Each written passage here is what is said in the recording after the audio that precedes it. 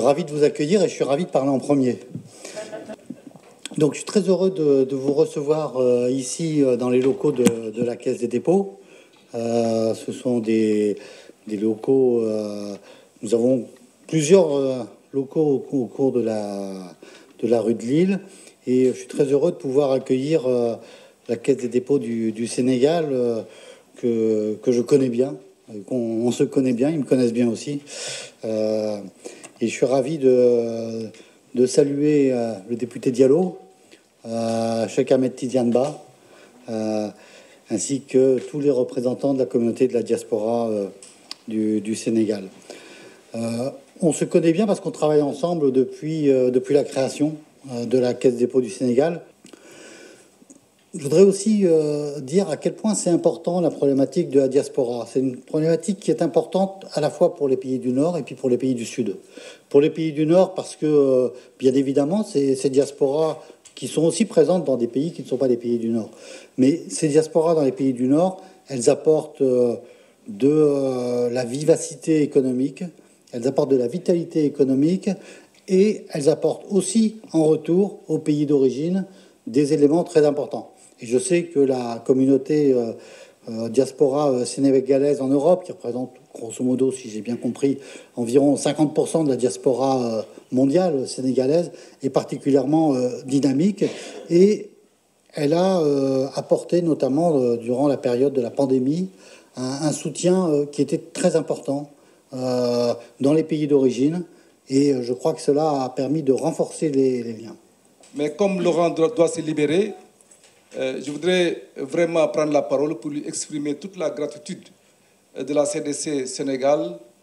pour 3 raisons fondamentalement. La première raison, c'est que vous nous avez soulagé de charges très importantes en nous prêtant la salle. Donc merci au nom de tous les Sénégalais qui sont là. La deuxième raison du moins, c'est effectivement la coopération, le compagnonnage vraiment de qualité qu'il y a entre la CDC Sénégal et la CDC France. Et c'est en grande partie grâce à vous, grâce à David et grâce à Ali. On vous dit merci du fond du cœur. La troisième raison,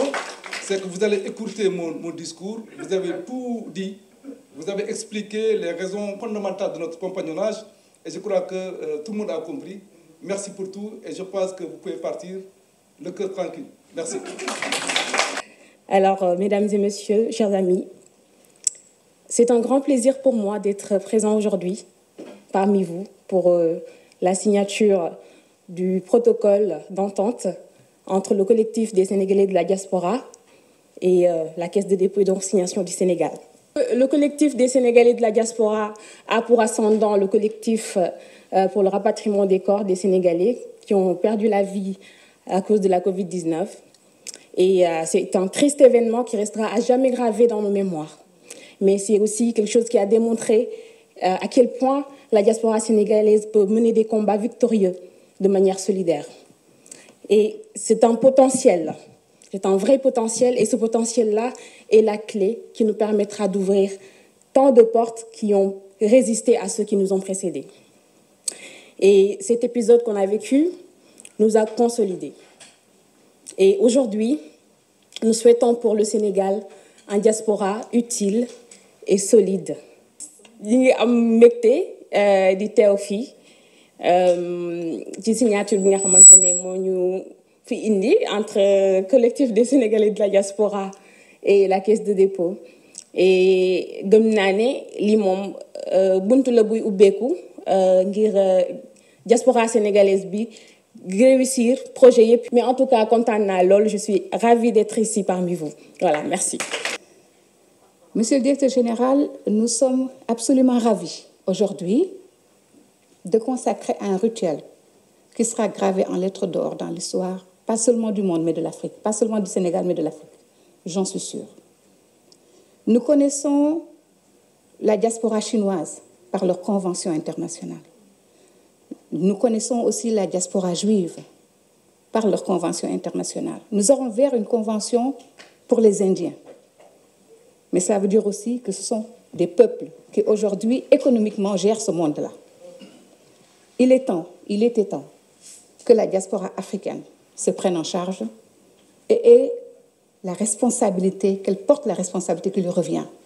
Mais comme toujours, le Sénégal, en pionnier, en éclaireur, en expert qui défriche, a décidé avec force, avec foi, a décidé d'être la première diaspora qui va se prendre en charge. Pas de manière émiettée, pas parce que nous sommes des ethnies ou parce que nous sommes des pays, mais parce que nous sommes une nation. Parce que nous sommes un et indivisibles, nous avons décidé de prendre en main, prendre en charge la destinée de notre pays, et cela à travers cette diaspora vigoureuse, travailleuse, intellectuelle, hardie et compétente. Monsieur le directeur général, vous avez su, Monsieur Cheikh Tidiane Ba, comprendre. Vous avez su accepter, mais vous avez su de manière alerte venir vers nous écouter, nous accompagner, mais surtout compléter le dessein que nous avions de mettre sur pied cette œuvre colossale. Monsieur le directeur général, votre volonté politique, sincèrement personnelle, votre entregent personnel, votre décision personnelle contribue pour beaucoup à cette activité de ce matin ou de cet après-midi. Monsieur le directeur général, comprenez que lorsque nous écrirons en lettres d'or ce qui va se passer aujourd'hui là, cet acte qui sera posé, croyez bien que Cheikh Massamba Mbacké, on dit que mooy maas lépp lu Sëñ Touba bind, wante su boobaa daañu wax ne Cheikh Ahmed Tidiane Ba itam moo tax lii mën a nekk ci kattanu Yàlla mbaaxam. Pour cela, je vais remercier, féliciter, encourager une team, une équipe, des complices, Dr Dieye Cissé, Meissa Mbaye, Ben que je vois pour la première fois, Zeyna, les représentations du CSD dans le monde qui, après le CRC, se sont mis ensemble, ont cru en ce projet, sont venus me chercher sur ma natte de prière avec mon chapelet, me dire « Levez-vous, madame, vous n'avez pas le droit ». Et je suis debout et je ne veux pas me rasseoir, je serai avec vous pour que cette aventure qui va devenir bientôt un challenge et qui sera bientôt un exercice à copier, à dupliquer, à essaimer partout dans le monde, qu'ensemble nous puissions la porter. Et donc pour cela, je dis, Meissa, ce ministre bi waxal na la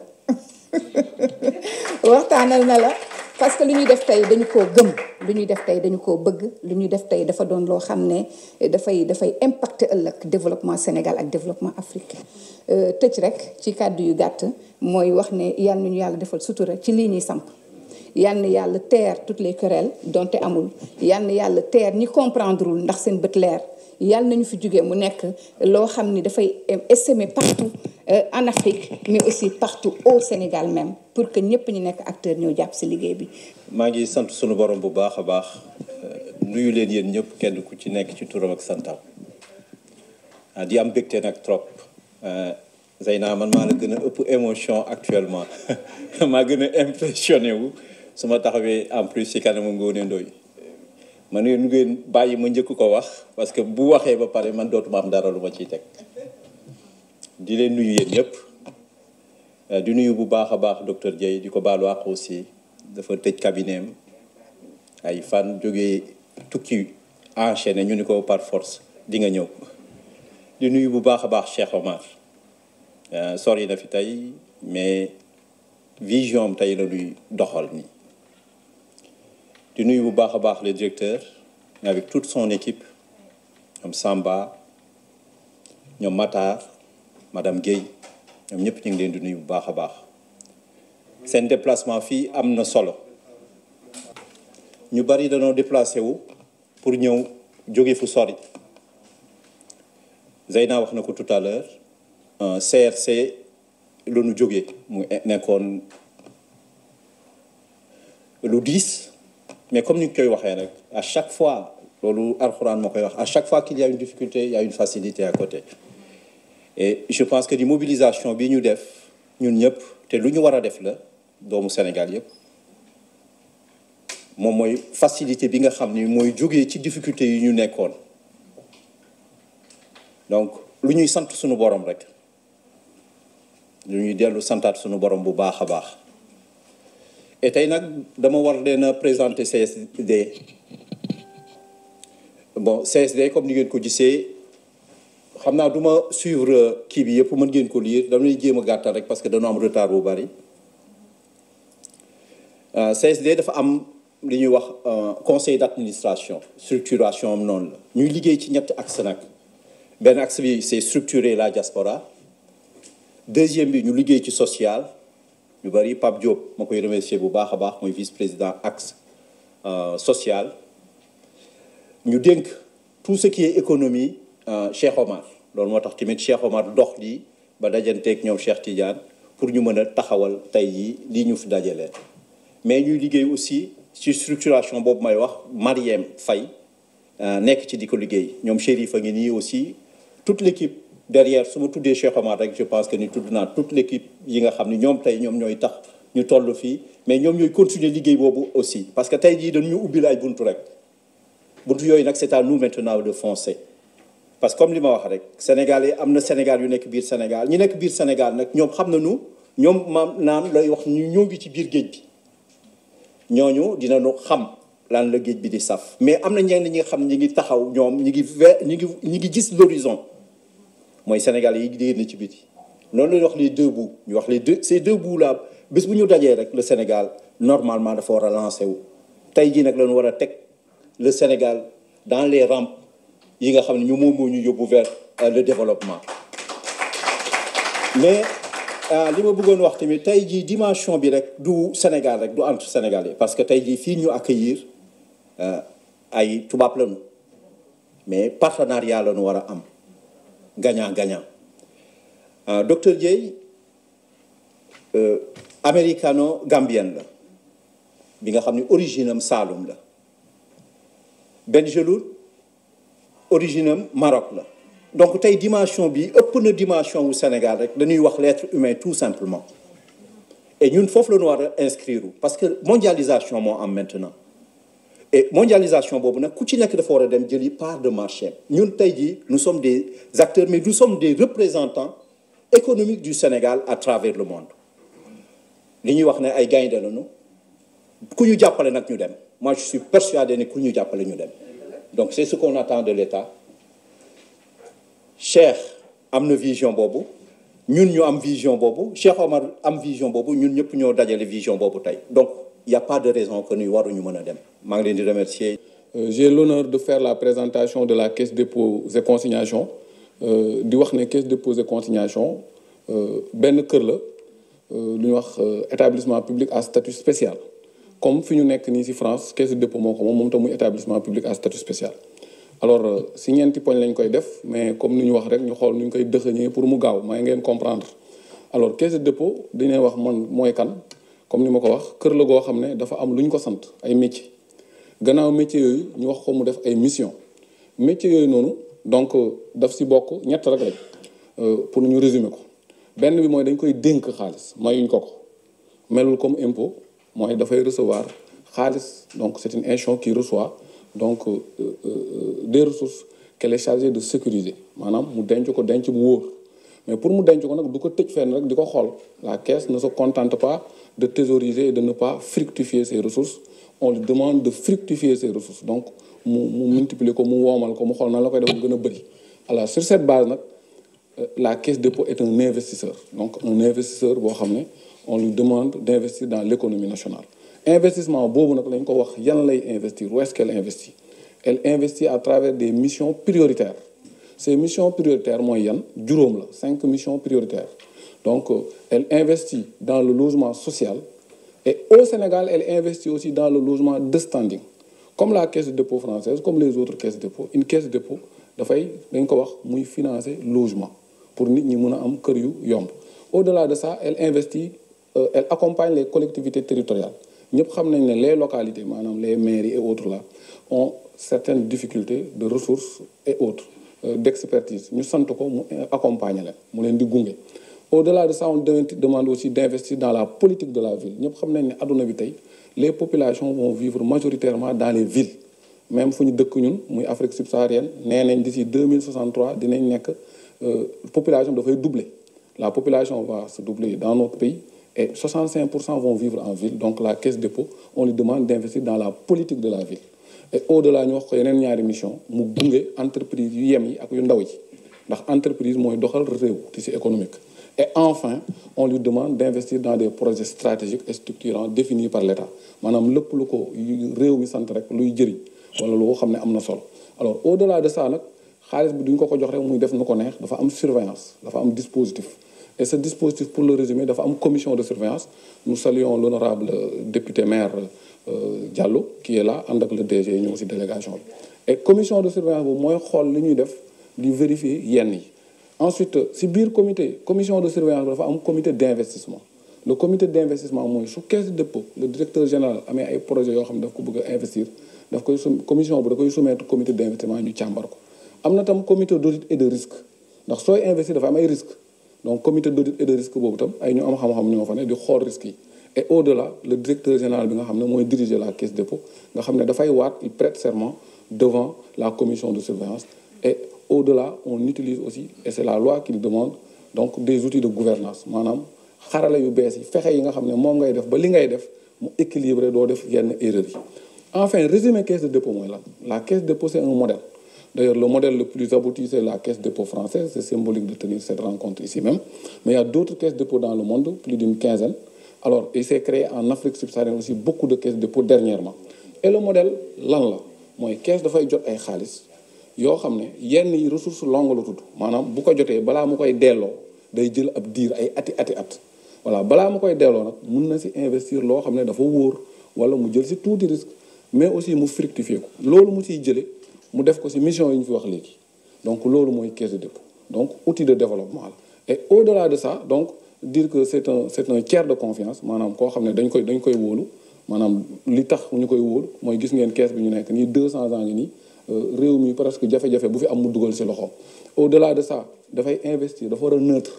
maanaam mënul dem wékku benn côté dafay tëddee njaaxaanaay comme ni muy def tey ak diaspora bi une partie bu ëllëgee itam du ñàkk su amee beneen partie diaspora bu ñëw yokk ci yéen wala beneen bugg a liggéey ko moom dafa war a tëddee njaaxaanaay et yeneen ak yeneen donc vous pouvez avancer s'il vous plaît par rapport à ces orientations stratégiques le directeur général bi nekk fii donc ci caisse de dépôt dafa joxe ay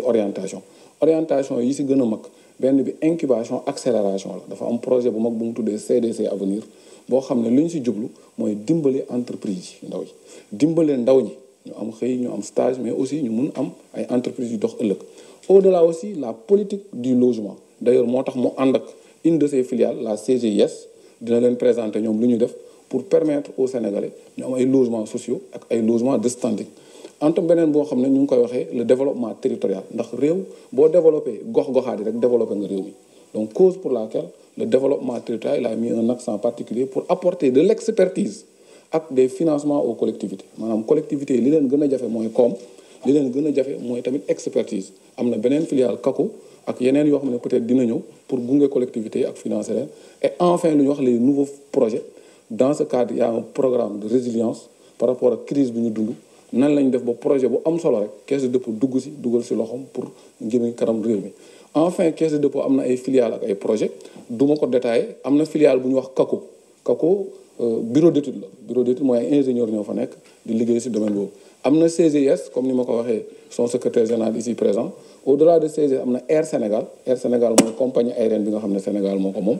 am na tamit ay projet Tour Mamel muy tour bu gën a mag pour l'instant su ma juumul si bu ñuy tabax Ndakaaru boo xam ne 48 000 mètres carrés de plateau de bureau la bu moderne am na les sphères administratives régionales xam ngeen ne suñ gox-goxaat yi ministères ak service de l'État dañu am problème am bureau yu normal donc CDC di accompagner état si defar ay sphères administratives si région yi nga xam ne après nañ am fu ñu nekk am na parentérise usine la boo xam ne day defar projet li ñuy defee perfusion muy ay soluté donc mu dugal fa xaalisam Asfadar muy hôpital international de Dakar muy hôpital boo xam ne si gën a mag si Afrique de l'Ouest la pour que ëllëg Sénégal am plateau médicaux yu mag yu mucc ayib donc CDC dugal na si loxom Boxol c'est une centrale photovoltaïque mooy fu ñu defaree énergie solaire xam ngeen ne adduna bi tey énergie fossile dañ koy bàyyi di gën a jëm ci énergie verte donc CDC centrale bi ci centrale yi gën a mag Afrique de l'Ouest la ak lépp lu nga xam ne mu ngi koy def ci logement loolu monsieur Kanté dina ko détaillé ak Cité du Parc donc enfin peut-être pour jeexal côté coopération monsieur Laurent Gilbert Berg wax na ko fi léegi caisse de dépôt dafa bokk ci benn mbootaay bi wax forum des caisses de dépôt mu dajale caisse de dépôt yi ci àdduna yëpp d'ailleurs édition bi mujj ñu ngi ko organisé woon à Dakar. Le DG de la Caisse des dépôts du Sénégal monsieur Cheikh Ahmed Tidiane Ba moo ko jiite woon. institution internationale yi ñëw si ak yeneen ak yeneen.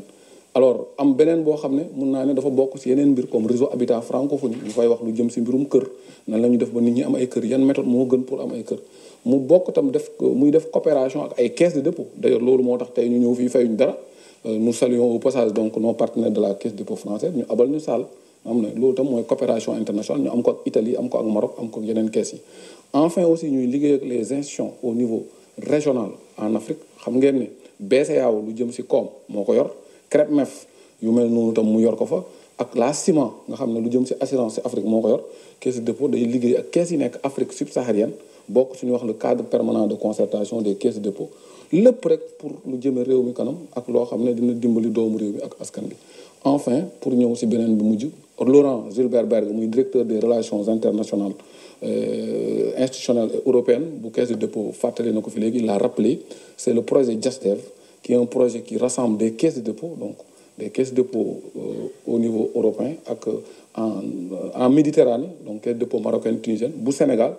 mais loolu yëpp li tax ñu dugal ci AFD parce que ñoom ñoo ñu gunge ba ñu mën a lever fonds Union européenne pour mën a financer étude bi nga xam ne tam projet bu jëm ci diaspora bi la muy JASDEV mu tudd diaspora et développement pour jox leen information yu fiable mun leen kotel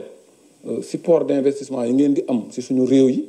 mais aussi à terme peut-être développer yeneen projet voilà en tout cas en résumé caisse de dépôt di leen remercier de l'honneur qui m'est fait de faire cette CEGIS filiale immobilière bu caisse de dépôt et consignation la bu ñu créé en août 2018 donc parce que aujourd'hui Sénégal dañu am déficit en logement parce que prévision yi ñu jot en 2013 wane na que Sénégal am na déficit à peu près ay 355 000 logements yoo xam ne nit ñi soxla nañ ko te mënuñu ko am soo leen jëlee lu mel ni Ndakaaru am nañ déficit boo xam ne plus de 150 000 logements même suñu waxee programme 100 000 logements xam ngeen ne du doy donc comme caisse de dépôt et consignation si mission bi dafa am mission logement social promotion de logement social et de standing ñu créer benn filiale immobilière boo xam ne droit privé moo ko régir pour mën a accélérer le processus parce que aujourd'hui soo leen di xool bu baax am na ay difficultés yu bari yu ñuy am pour ñi soxla ay logement donc CEGIS nag dafa ñëw pour non seulement andi ay solutions mais ci tënk wax leen rapidement yi ñuy jot a liggéey Sénégal ci wàllu logement mën nga kii demal waaw donc mooy li ma doon expliquer léegi croissance démographique bu am solo bi parce que gis nañ ne si ay prévisions chaque 25 ans population bi day doubler donc su population bi di doubler nag il faut que ñu répondre rapidement à ce besoin de logement te CEGIS foofu la taxaw te comme CDC dafa am benn mission bu am solo ci wàllu logement social et de haut standing loolu moo sabab création CEGIS mën nga dem waaw donc bi ñu ko créé nag vision bi moom mooy fii ak juróomi at yi di ñëw ñu nekk benn acteur bu am solo ci chaîne des valeurs du secteur de l'immobilier au Sénégal mais ci Afrique de l'Ouest parce que gis nañ ne aujourd'hui bëgg nañu non seulement am taxawaay bu rafet biir Sénégal mais aussi ci Afrique de l'Ouest bëgg nañ fa am taxawaay bu am solo et puis di andi ay offre de produits ak ay services yoo xam ne yu jéggi dayoo la donc mission CEGIS yi 4 missions essentielles la mooy dama koy rappeler rek pour ngeen xam société bi si lu muy yëngatu donc mission bu njëkk bi mooy assurer la réalisation yi ñu mission yi ñu caisse des dépôts et consignation dénk ci wàllu logement social mais aussi gestion du parc locatif kooku sunu mission la ñu ngi ciy liggéey pour mën a am parc locatif bu jéggi dayoo pour sénégalais yi soxla logement aussi yoo xam ne ay location rek yooyu la ñu mën leen ci jàppale donc ci mission yi ñu am également développer les projets innovants à forte valeur ajoutée notamment dans le domaine du logement donc yooyu yëpp ñu ngi ciy liggéey pour andil askan bi ay logement yoo xam ne vraiment dina ànd ak jamono c'est-à-dire dina répondre besoin bi sénégalais yi am mais non seulement au Sénégal mais aussi au niveau de la diaspora et enfin mettre en œuvre les orientations de l'État par rapport au programme 100 000 logements donc yii yëpp tamit ay domaines yoo xam ne la dañ ciy yëngatu au niveau de la CEGIS mooy le capital et le foncier on est aménageur promoteur constructeur conseil transaction et puis gestion immobilière donc axe stratégique yi bon ñetti axe stratégique la CEGIS am axe bu njëkk bi mooy ñu teg benn organisation boo xam ne day répondre aux standards et aux normes internationales yi ci wàllu gestion société teg ay procédures yoo xam ne aussi kenn du ko mën a laam-laame pour nekk entreprise boo xam ne lu moderne lay nekk donc kooku mooy axe bu njëkk bi ñaareelu axe bi mooy se positionner avec une offre de produits et de services novatrice c'est-à-dire andi ay produits yoo xam ne méngoo nag li sénégalais yi soxla c'est-à-dire am ay logements yu moderne yoo xam ne day nekk économique ñu tënk ko ci wàllu développement durable également et axe bu mujj bi mooy créer une marque de référence afin de nouer des partenariats solides en vue de la mobilisation des ressources donc CEGIS actuellement am na projet yu am solo yoo xam ne ñu ngi ciy liggéey parce que Bambilor caisse des dépôts et consignation am na fa 104 hectares mais 104 hectares yooyu dañ ko viabiliser et puis jël 15 hectares dénk ko CEGIS pour mu commercialiser ko donc 15 hectares yooyu macha allah ñu ngi koy viabiliser avec vraiment des méthodes modernes mu am ay tali yoo xam ne dañ ko bitumer am réseau éclairage public am vraiment un réseau d'assainissement d'eau pluviale avec ay branchements d'eau potable donc actuellement 15 hectares yooyu ñu dénk jot nañ ko jaay ba pare xam naa dinañ ibbiwaat yeneen hectares yoo xam ne dañ koy jaay non seulement aux Sénégalais et au niveau de la diaspora donc li ñu njëkk jaay pour jot ci parcelles yooyu parcelles 150 mètres carrés yi avec titre foncier dañ koy yombalal Sénégalais yi c'est-à-dire pour jot si da ngay joxe 1 million soit nga fay ko en 12 mois wala en 24 mois xooluñu ndagam am ngeen bulletin de salaire wala amoo bulletin de salaire parce que foofu aussi secteur informel bi ñu bari foofu la ñuy liggéeyee dinañ am koom mais duñu mën a am ay garanties nécessaires te loolu dañu gis ne jafe-jafe la Sénégal moo tax ñu yombalal ko Sénégalais yi pour l'accès à la propriété donc parcelle 200 mètres carrés ñu ngi koy jaayee 11 millions parcelle 250 mètres carrés ñu ngi koy jaayee 11 millions 500 donc da ngay njëkk a joxe 1 million et puis fay ko ci 12 mois ci at wala ci ñaari at donc yooyu yëpp ay solutions yoo xam ne dañ leen ko yombalal ci wàllu Bambilor foofu muy ay logements sociaux donc après nag am nañu aussi ay logements yoo xam ne moo gën a cher tuuti parce que ça c'est de haut standing parce que foncier bi dafa cher te tey ñu ngi ci projet développement ay terrains yi ñuy viabiliser foofu ci ancien aéroport Léopold Sédar Senghor ñu tuddee ko cité du parc parce que dina am benn parc boo xam ne 10 hectares la qui sera le nouveau poumon vert de Dakar et puis foofu yëpp ay logements yu am solo lañ fay taxawal donc logement yoo xam ne vraiment travaux de terrassement yi day am dina am réseau électrique yi dina am éclairage public aménagement paysager du site lépp lu jëm daal ci terrain yoo xam ne dañ ko viabiliser ci anam yu gën a rafet dina am foofu ci surtout aéroport bi donc ñu dénk ñu nag commercialisation site boobu bi ñu tàmbalee jot nañu ibbi benn plateforme pour képp ku bëgg jënd ci kër yooyu nga mën a inscrire macha allah am nañu inscription yu bari plus de 2500 nit jot nañ fa inscrire après ñu ne leen ngeen valider ngeen confirmer seen inscription comme quoi bëgg ngeen jënd foofu terrain bi ñu defee confirmation yi vraiment am na plus de 850 sénégalais yoo xam ne confirmé nañu un petit peu partout dans le monde actuellement ñu ngi ci phase commercialisation bi donc ku bëgg a jot ci terrain yi da ngay joxe 40% du montant du prix du terrain et puis après ñu commencé defal la benn réservation contrat de réservation et puis nga koy fay normalement peut-être sur 18 mois wala 2 ans maximum donc information yaa ngi noonu parce que dañ ko def ay zone donc prix yi gis ngeen ne day tàmbali ci 375 000 jëm ba normalement 600 000 le mètre carré en fonction du zonage parce que am na zone yoo xam ne zone commerciale la parce que piste aéroport bi foofu yëpp dañ ko bëgg a def zone commerciale bu am solo bu mel ni Champs-Élysées nga xam ne commerce yëpp dañ fay nekk foofu waaw foofu mooy gën a cher mais après bon am na zone yoo xam ne su jegee parc bi aussi day xaw a takku tuuti mais daal vraiment directeur général bi ak ses services jot nañ ci réfléchir xool vraiment naka la ñuy jàppale Sénégalais yi ñu mën si jot donc lii typologie des réservations la woon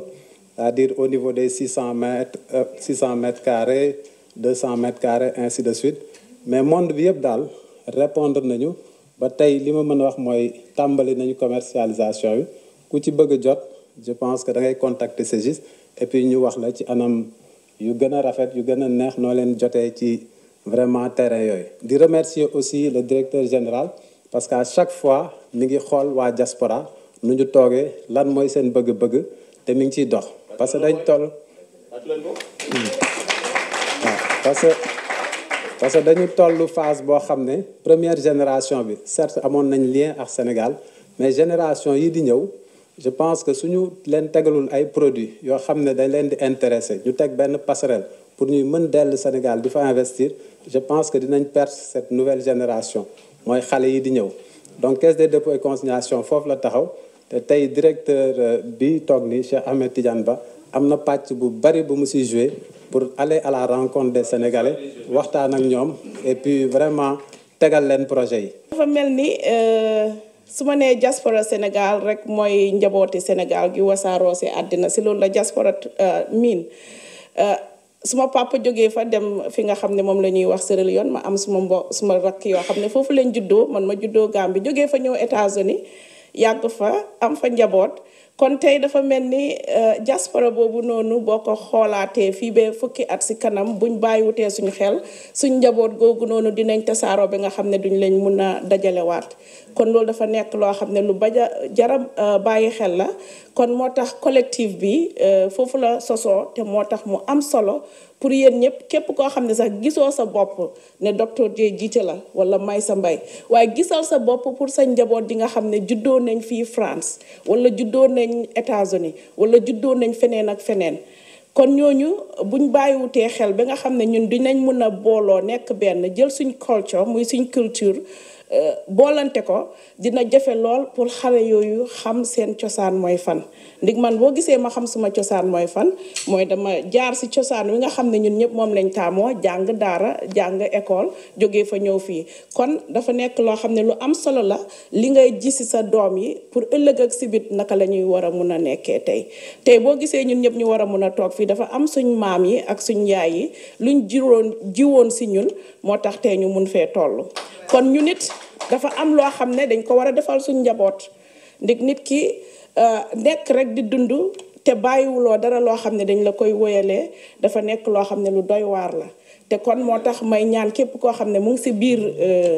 kër gi ñu toog nii tey ak diaspora yi yëpp ñu jéem a xalaataat bu baax a baax ana lan ngeen bëgg a bàyyil seen njaboot boo leen fi jógee lii dafa war a nekk loo xam ne jéggi la bu commencé tey jéggi la bu commencé tey ndik ñoom ñu ngi Sénégal ñoom Mr Ba ñu ngi Sénégal ñun ñu si diaspora bi di dund lu métti nekk docteur taxut nga ñàkk dund lu métti ndik foo naa ñun sax ñooy gën a dund lu métti waaye toujours nit ñi dañuy yaakaar ne xëj na yàlla baaxee na la leneen loolu ñu siy sant bu suñ borom bi bu baax a baax waaye métti na ndik boo ko seetloo su ma leen joxee tuuti rek si suma histoire diggante barki démb ak tey tukki naa am suma njaboot foog ma toppatoo leen muy jouer lu ñuy wax volleyball dem Las Vegas nekk fa semaine yàlla def ñu am ndam ma si sant suñu borom bi bu baax a baax jógee fa dellu si fi nga xam ne mooy Dallas Texas maa ngi egg si ñaari waxtu si guddi gis naa ne am naa appointment pour gis ay juróom fukki malade si alxames bi balaa ma fay jógee daanaka ñaari waxtu laa nelaw dal di jóg ndekkiwuma dem liggéey bu ma eggee su ma mënee jobi ne ma doo lekk ma ne ko non mënumaa lekk ndig malade yaa ngi ñëw di lii rek pour jox leen histoire yi li ñuy dund si diaspora bi ak coono bi nga xam ne moom la ñuy jànkuwanteel te man ma gën a tuutile coono boo ko xaymaa si ñeneen ñi li ñuy dund diggante juróom-ñetti waxtu ba ñaari waxtu café rek laa naan nekk fa liggéey ba benn waxtu bàyyi ki nga xam ne moo ma doon jàppale mu continuer gis malade yi ma daw suma doom ji ñëw jël si ma dem aéroport ba léegi lekkuma jógee fa egsi fii tey 9 o'clock alhamdulilah maa ngi fi te loolu lu ko waral yëpp CDC ak CSD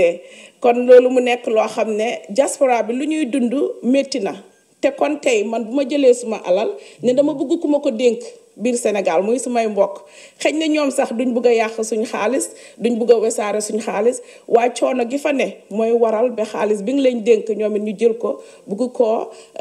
naka sul bukki sulee bukki balaa ngay dal di jot sa xaalis ba réer léegi nag yàlla indil ñu ñi nga xam ne ñooy CDC ñoom ñu war ñoo mun a dencal fu wóor jël xaalis boobu investal ñu ko kon loolu damay wax ne alhamdulilah rabil alamin CDC lum ñu mun a indil dafa bari du lu tuuti ndig man suma xol dafa rëy suma bëgg dafa rëy ndig yàlla wax ne lépp loo ma ñaan may ma ko ma jox la boo ma ñaanutee sax dama ko sib kon ñun suñ tuutilee suñ bëgg rek ñun ñoo xeeb suñ bopp ñoo ŋott lu olof di wax ŋott nit ki nag waroo ŋott da nga war a yéwén da nga war a tabe te mënoo yéwén boo amee lu tuuti kon dafay baax ñuy bëgg lu rëy loolu nekku ne pour ngistan la waaye tey su ma waree jox Tata Ngoné $100 mun na koo ban a njëriñ waaye su ma ko waroon jox $100,000 yaakaar naa dina si mun a jënd terrain kon moo tax su may ñaan du ma ñaan lu tuuti te su may ñaanal CSD du ma ko ñaanal lu tuuti dama koy ñaanal lu rëy ki nga xam ne moo amee xaalis bi nga xam ne sénégalais ñoo ko moom dénk ko te moom mu bëgg koo liggéey xamut fu mu koy jaaralee yàlla def ñun ñu egsi ñu ne ko ñun kat am nañ bëgg nañ ay kër bëgg nañoo tabax bëgg nañoo ubbi ay usine ndig tey boo amee sa kër di ko jaay te ñu ngi koy jaay amuñ luñ ko jëndee dafay jafe lool waaye tey ñun CSD suñ jógee ñi nga xam ne ñu ngi ci diaspora bi am xam-xam am bëgg-bëgg pour dem liggéey ngeen jàppale ñu bañ ubbi ay usine yaakaar naa ñi nga xam ne ñu ngi la ñuy employ duñ ñëw rek jënd kër waaye dinañ invest ci biir réew mi te boo gisee kër yi biir Dakar métti ndig ñëpp foofu lañ fàqi dem uti liggéey te kon dafa am lu ñuy wax decentralisation mooy nga jël nit ñi nga xam ne ñoo nekk ci teeru bi partager leen ci biir réew mi te noonu mënoo la ñoo partager ci biir réew mi jox leen ay suufi kese ne leen béy leen jox loo leen luñ jumtuwaay yuñ béyee jox loo leen lenn loo xam ne xam-xam la ci ni ñu war a béyee kon ñun suñ bëgg-bëgg pour CSD mooy lan decentralize li nga xam ne mooy coono gi nit ñi di daj biir Dakar yóbbu ko ci yeneen gox-goxaat yi nga xam ne nit ñi mun nañ faa am bayaal yu mag indi ay machine dimbale leen ñu béy ubbi ay usine li nga xam ne ñu ngi koy béy ñu koy jël di ko jëfandikoo ndig ñun dafa am loo xam ne dañ ko ñàkk a ràññee mooy produit yi nga xam ne mooy jógee suñu réew produit yi jógee suñu réew tey boo demee Amérique nga bëgg diwi mango dafa cher nga bëgg diw boo bëgg lu mel ni diwi ñuul dafa seer yooyu yëpp diw la yoo xam ne mun nañ koo jëfandikoo te li nga xam ne mooy bisaab ñu koy wax wanjo yooyu yëpp dañ koy jël di ko def diwi yaram nit ñi di ko diwoo kon yii dafa nekk yoo xam ne ñun war nañ koo mun a jël njëriñee ko suñu réew jëriñee ko bitim réew waaye loolu yëpp dafa soxla qualité te qualité googu nag munta am bu dee amul ñu nu jàppale ba nga xam ne liggéey bi ñuy liggéey dina set bañ ko mun a yóbbu partager ko ak ñeneen ndik toujours ñun dañuy yuuxu rek ci diaspora bi dafa métti neexut Theodore Roosevelt dafa toujours di wax dama bëgg waxam ji mu wax ni mu ne when you complain all the time and do nothing about it it becomes screaming mu ne booy yuuxu ne dama sonn wala dama soxla ndimbal di jàmbat te jógoo def ci lenn yow jooykat rek nga kon ñun diaspora bi nañ leen bañ a nekk ay jooykat nañ nekk nit ñoo xam ne suñu wax dafay néew lool suñ jëf di bari loolu moo gën a am solo ndik toujours boo gisee li nga xam ne mooy jafe-jafe di problème ma jox leen benn histoire ma egal fii waxtaan bi ba beneen yoon suma doom ji góor ji dafa génn ci néegam fekk benn kudd bu tege mu romb ko ma ne ko kudd googu ci suuf yaa ko fa teg mu ne ma déedéet teguma ko fa ma ne ko moo tax foroo ko mu ne ma waaw ma ne ko kon baax na yaakaar naa boo dellu ci waatee di daw di nga dëggaat kudd gi wax jooju mooy lan when there is a problem you do nothing about the problem you become part of the problem boo gisee benn jafe-jafe am Mr Ba créé ko yow nga toog ne su ma yoon newu ci Mr Ba moo ko créé te defoo ci lenn kon yow yaay ki nga xam ne yaa dimbale Mr Ba ba problème boobu nekk problème bu rëy te mën a ko ne fi mu nekk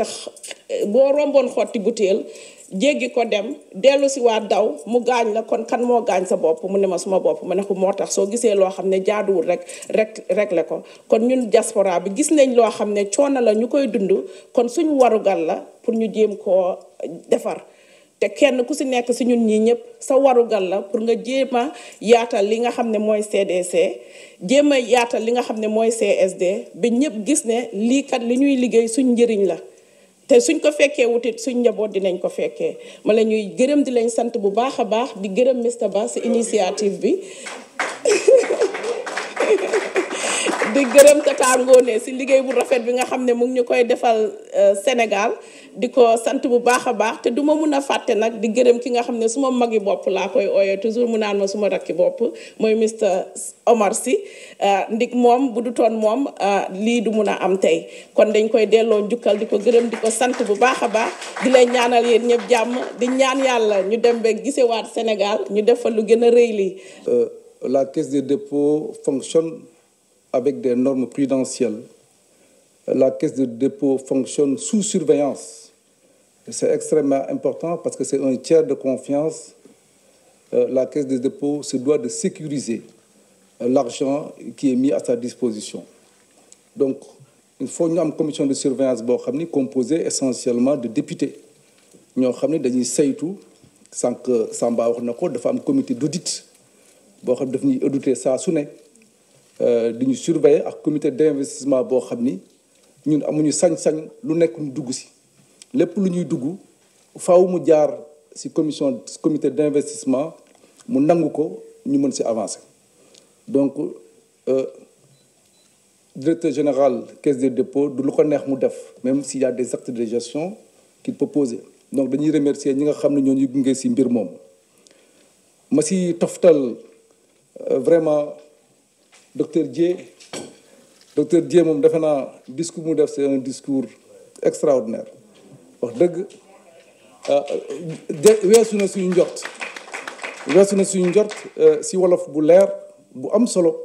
bu am ñam vraiment kontaan nañu lool si yow si ñëw bi nga ñëw aussi waaye kenn wax na ko léegi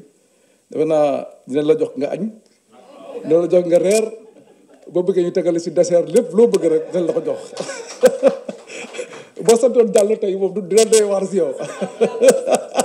maam ji Diallo la sant kon xam naa fi wax ji jógee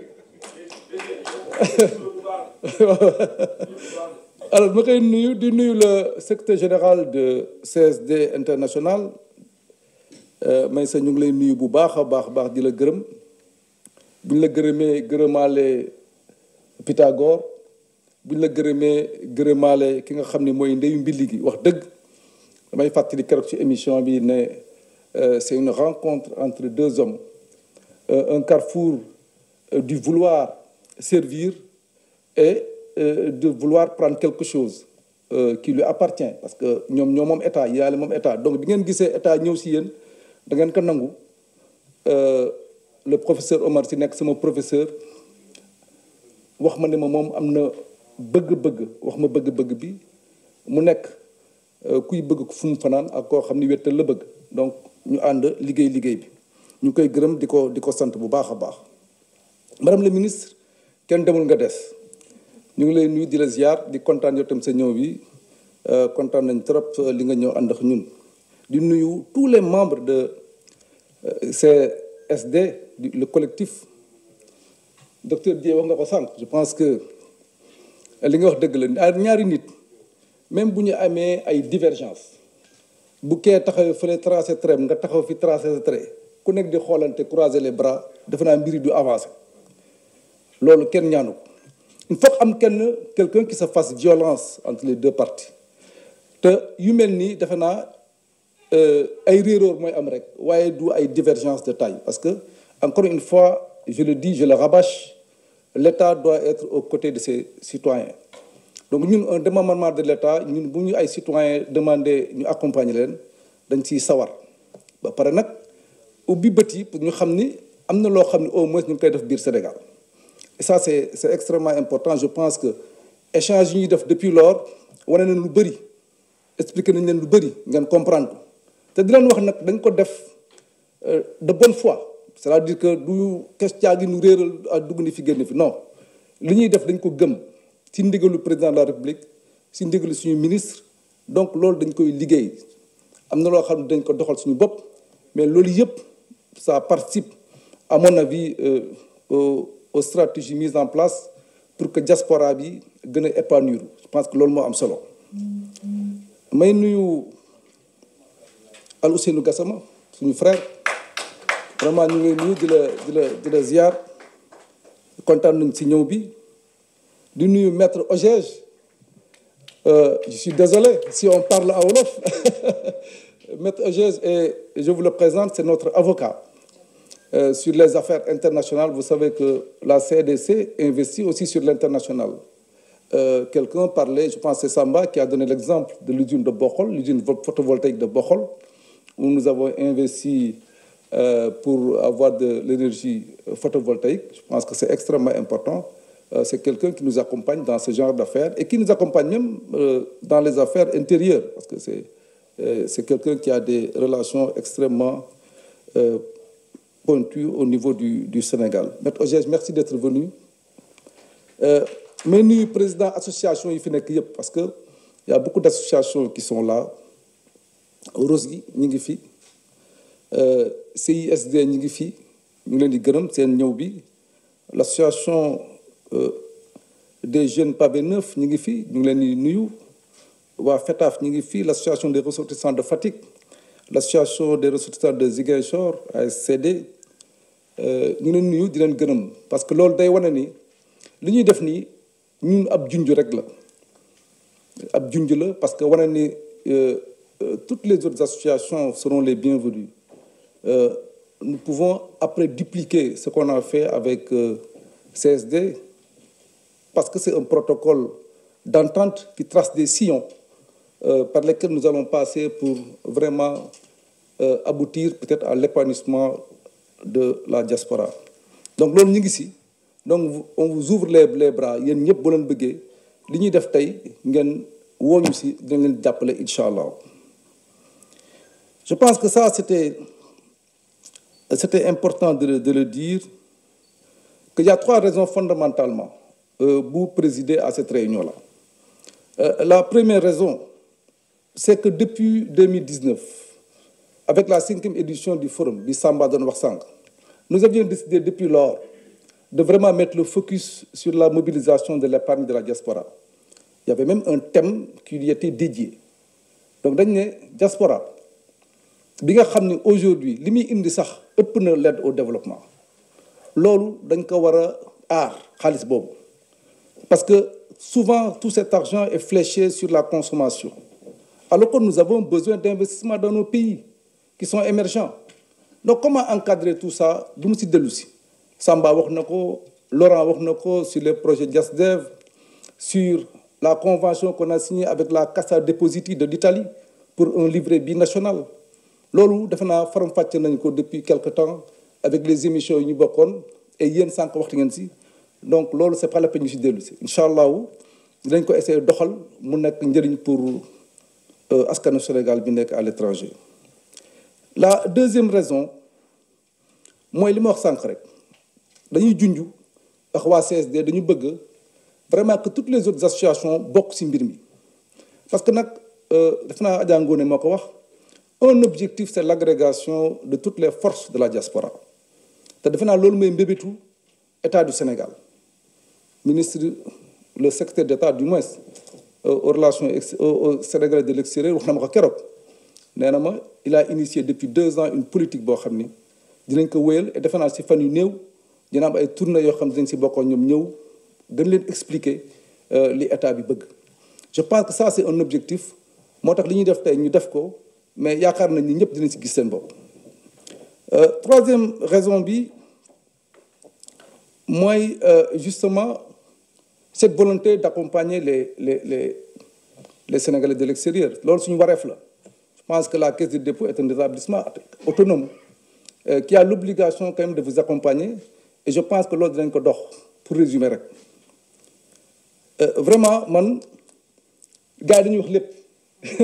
sànq Laurent wax na ko l'avantage de ceux qui commencent moom ñoom dañuy gën a wax si bu ñu waxee lépp ñi mujjee du ñu amati lu ñu wax lu bëri. Je pense que tout a été dit du ma fi téye nit ñi si ay yeneen commentaires on a fait des émissions 2 émissions où quand même j'ai dit ce que je pensais de la caisse et ce que je pensais des relations qui doivent exister entre nous et vous. Ce que je dois dire pour conclure, c'est que le Sénégal, nous le ferons pour vous, mais avec vous. Sinon, ça ne marchera pas. Je pense que c'est ça ma volonté. Loolu moo wundu sama démarche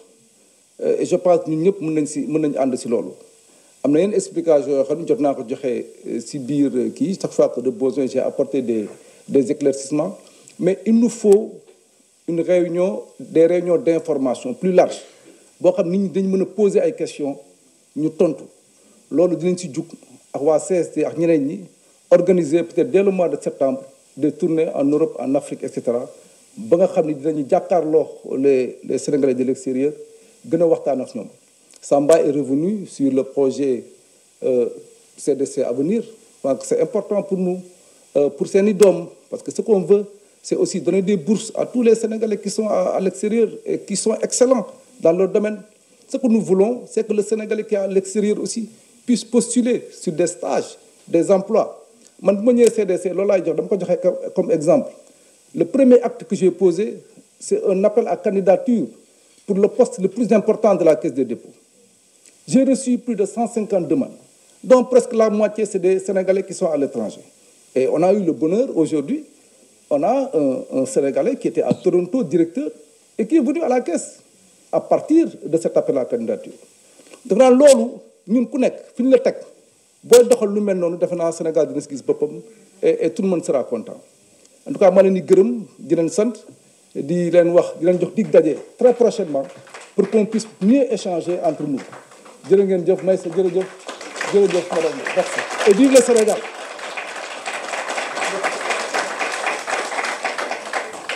Voilà, merci monsieur le directeur général. Vous les avez applaudis, mais il faut encore applaudir les 2 patrons. Parce qu'actuellement, le retard est amené à 3 minutes. Donc le retard est amené à 3 minutes, donc il faut les applaudir, docteur Dieye et M. Ba. Donc sans plus tarder, je vais appeler Aïcha Gueye pour qu'elle amène les parapheurs et que M. Ba et Mme Dieye puissent...